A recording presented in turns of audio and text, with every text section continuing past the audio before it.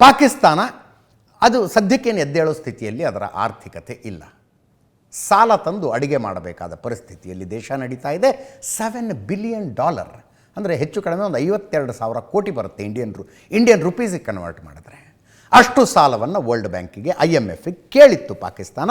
ಅವರು ಕೊಡೋದಕ್ಕೂ ಒಪ್ಕೊಂಡಿದ್ರು. ಅದರ ಭಾಗವಾಗಿ $1.3 ಬಿಲಿಯನ್ ಈಗಾಗಲೇ ಕೊಟ್ಟಿದ್ದಾರೆ. ಉಳಿದ ಕಂತನ್ನು ರಿಲೀಸ್ ಮಾಡಬೇಕಲ್ಲ. ಪಾಕಿಸ್ತಾನಕ್ಕೆ ತಾವು ಹಾಕಿದ ಕಂಡೀಷನ್ಗಳು ಒಪ್ಪಿಗೆನಾ, ಅದನ್ನು ಫಾಲೋ ಮಾಡ್ತಾ ಇದೆಯಾ, ಇದೆಲ್ಲವನ್ನೂ ನಿರ್ಧರಿಸುವುದಕ್ಕೆ 9ನೇ ತಾರೀಕು ಒಂದು ಮೀಟಿಂಗ್ ಕರೆದಿತ್ತು. IMF, ಇಂಟರ್ನ್ಯಾಷನಲ್ ಮಾನಿಟರಿ ಫಂಡ್ನವರು ಒಂದು ಮೀಟಿಂಗ್ ಕರೆದಿದ್ರು.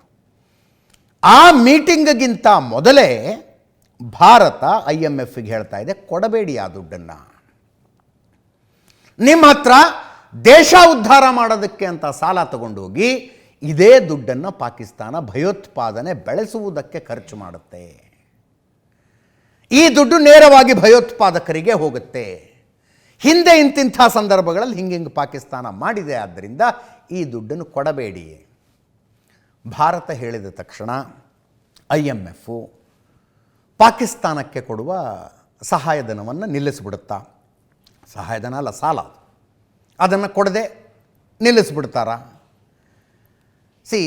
ಇದರಲ್ಲೂ ವೋಟಿಂಗ್ ನಡೆಯುತ್ತಂತೆ. ಪ್ರೊಸೆಸ್ ನೋಡ್ತಾ ಇದ್ದೆ ನಾನು. ಪ್ರತಿ ದೇಶಕ್ಕೂ ಅದರ ಓಟಿಗೊಂದು ಮೌಲ್ಯ ಇರುತ್ತೆ.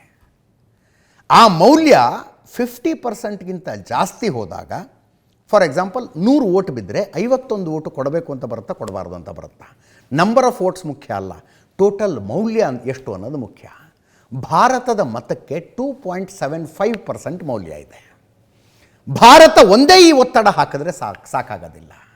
ಭಾರತ ಅಮೇರಿಕಕ್ಕೂ ಹೇಳ್ತಾ ಇದೆ, ಕೊಡದಂತೆ ತಡೆಯಿರಿ ಅಂತ.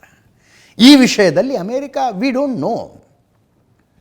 ಅಮೇರಿಕ ಕೂಡ, ಟ್ರಂಪ್ ಕೂಡ IMFಗೆ ಪಾಕಿಸ್ತಾನಕ್ಕೆ ದುಡ್ಡು ಕೊಡಬೇಡಿ ಅಂತ ಹೇಳ್ತಾರಾ, ಹೇಳೋದಿಲ್ವೋ? ಪಾಕಿಸ್ತಾನದ ವಿಷಯದಲ್ಲಿ ಅಮೇರಿಕದ್ದು ಯಾವಾಗಲೂ ದ್ವಂದ್ವ ನೀತಿನೇ, ಫಿಕ್ಸ್ಡ್ ನೀತಿ ಅಲ್ಲ. ಈಗ ನೋಡಿ, ಪಹಲ್ಗಾಮ್ ಅಟ್ಯಾಕ್ ನಡೆದಿದೆ, ಸಂಪೂರ್ಣವಾಗಿ ಭಾರತದ ಜೊತೆಗೆ ನಿಂತ್ಕೊಂಡಿದ್ದಾರೆ. ಭಾರತಕ್ಕೆ ತನ್ನ ನೆಲ, ತನ್ನ ಜನರನ್ನು ರಕ್ಷಿಸಿಕೊಳ್ಳುವ ಸಂಪೂರ್ಣ ಅಧಿಕಾರ ಇದೆ ಅಂತ ಪಾಕಿಸ್ತಾನ ಹೇಳುತ್ತೆ. ಆದರೆ ಪಾಕಿಸ್ತಾನ ಯಾವ ಧೈರ್ಯದ ಮೇಲೆ ಯುದ್ಧಕ್ಕೆ ತಯಾರಾಗ್ತಿದೆ ಹೇಳಿ? ಹೆದರಿದ್ದಾರೆ ಇಲ್ಲ ಅಂತಲ್ಲ. ಅಕಸ್ಮಾತ್ ಯುದ್ಧ ಆದರೆ ನಾವು ಒಂದು ಫೈಟ್ ಕೊಡಬಹುದು ಅನ್ನೋ ಕಾನ್ಫಿಡೆನ್ಸ್ ಪಾಕಿಸ್ತಾನಕ್ಕೆ ಯಾಕಿದೆ?